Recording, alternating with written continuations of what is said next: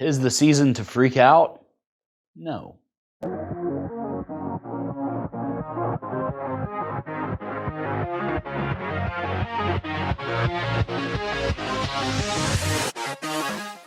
Well, the holidays are here, and there's a good chance that you've been enjoying them, eating lots of cookies, eating lots of pie, and just having a grand old time. There's all kinds of different goals that you might be on with your fitness, and this could be trying to lose fat, gain muscle, you could be reverse dieting, or you're happy with where you're at and you're just maintaining.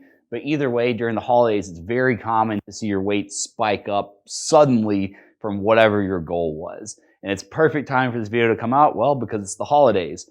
4 or 5 months from now, it might not make as much sense, but 12 months from now, it will make sense when YouTube recommends it to you. So, we're going to go over each one of these cases and talk about what to do and what to expect for that extra holiday weight gain. Let's say that you're on fat loss. The 3 weeks heading into the holidays, you've been seeing a nice trend down, and then suddenly, let's say it's post-Thanksgiving, post-Christmas dinner, post-New Year's festivity, you see your weight, boom, spike right back up. You might have undone all of your hard-earned progress over the past several weeks. So what do you do about it? Do you cut your calories way down and create a very low deficit to try to quickly regain all this ground? No, probably not the best idea. What you'll want to do, especially if you're tracking macros, is go back to whatever your baseline fat loss targets were, because odds are in about 2 weeks, you're going to wind up getting back to where you left off, and then you'll continue making progress without having done a crazy cut. So give it about 2 weeks. You're going to see your fat loss get pretty much back to where you were. Most of the weight gain, especially if you just had one day where you really went off the wagon, or even a couple days, most of that weight gain is going to come from your body replenishing its glycogen stores. And glycogen is just stored carbohydrate energy. For every gram of glycogen in your muscles and on your liver, there's 3 grams of water bound to it. So when you come out of a caloric deficit and you replenish all those stores, you're going to see water weight come back on, which is where most of that weight gain comes from, which is why when you restore the deficit after about 2 weeks, you're right back to where you were, and you can keep making progress from there. So not to worry. Now we got another case, muscle gain.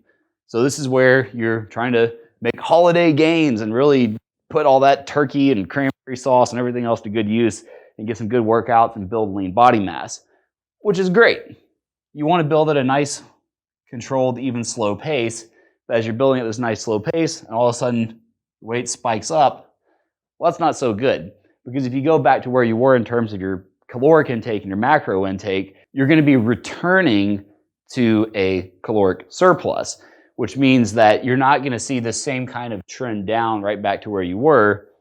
It's going to be a lot more flat, and you're just going to have this spike of gain. Probably not a good thing and not what you're aiming for. So in this case, you're going to want to do something more along the lines of a mini cut, where you're intentionally reducing your calories and creating a deficit so that you can drop back to right around where you were before you had that spike up in weight gain. That way you can more quickly return to the trend without dirty bulking over the holidays. I mean, it's tempting, it's great, you can throw on a hoodie, whatever, but we want to keep it more controlled. All right, so the next case is a reverse diet. So you're reverse dieting, and there's really 2 different stages, but let's say that you're in the early stage of a reverse diet. So you ended fat loss maybe 2, 3, 4 weeks ago, and you're starting with this reverse, and you're still at a nice spot where you're pretty much maintaining weight, maybe even dropping a little, and then whoosh, there goes the weight gain. So what do you want to do in this case? Very similar to fat loss, you're just going to want to return to your baseline macro intake, because if you're in the reverse, you're slowly building up to where your maintenance calories are, and you might not quite be there yet, so this will give your body time to even out. So again, you're going to see that kind of trend over time by returning to your reverse diet calories. Now, if you're on day 400 of a reverse diet, you've been doing it for a long time, and you're kind of using it as a controlled bulk, you would want to use the same logic as muscle gain here, where you do the caloric reduction before heading back into it.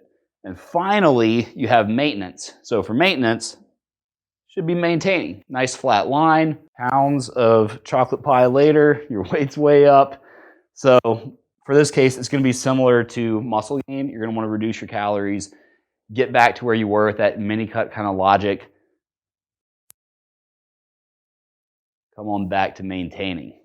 So whatever your goal is, if you're an Avatar user, if you're not an Avatar user, odds are this will pretty much cover everything. and all the different scenarios that you're likely to run into when going through the holidays and having that, you could call it unexpected, but let's just call it an expected spike in weight gain after one of those days of feasting.